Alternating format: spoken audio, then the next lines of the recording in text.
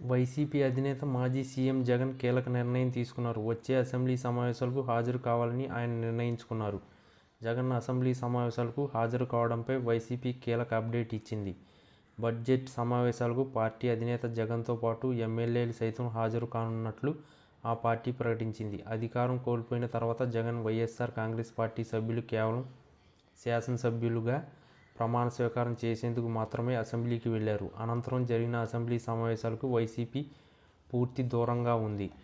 తమకు ప్రతిపక్ష హోదా ఇవ్వాలని సాధారణ ఎమ్మెల్యేలుగానే తనకు సమయం కేటాయిస్తే అసెంబ్లీలో గళం వినిపించలేమని జగన్ పేర్కొంటూ వస్తున్నారు. ప్రతిపక్ష హోదా ఇస్తేనే అసెంబ్లీ సమావేశాలకు వెళ్తామని జగన్ పలు సందర్భాల్లో చెప్పడం జరిగింది. అయితే కూటమి ప్రభుత్వం తొలిసారి పూర్తిస్థాయి బడ్జెట్ పెట్టనుండడంతో జగన్ తన నిర్ణయాన్ని మార్చుకున్నారు. కూటమి అధికారంలోకి వచ్చిన తరువాత తొలిసారి పూర్తిస్థాయి బడ్జెట్ ప్రవేశపెట్టనుంది. ఈ క్రమంలోనే జగన్ అసెంబ్లీ సమావేశాలకు హాజరు కావాలని భావిస్తున్నారు.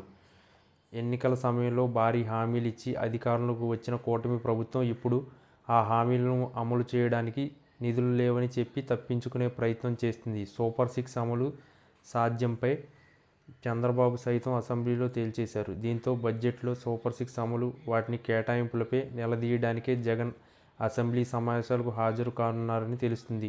ఇటువంటి పరిస్థితుల్లో జగన్ అసెంబ్లీకి రావడం ప్రాధాన్యతను సంతరించుకుంది. జగన్తో పాటుగా వైసీపీ ఎమ్మెల్యేలు కూడా సోమవారం అసెంబ్లీకి హాజరు కానున్నారు. బడ్జెట్ సమావేశాల్లో అనుసరించాల్సిన వ్యూహాలపై ఇప్పటికే జగన్ తమ పార్టీ ఎమ్మెల్యేలకు దిశానిర్దేశం చేసినట్టు తెలుస్తుంది.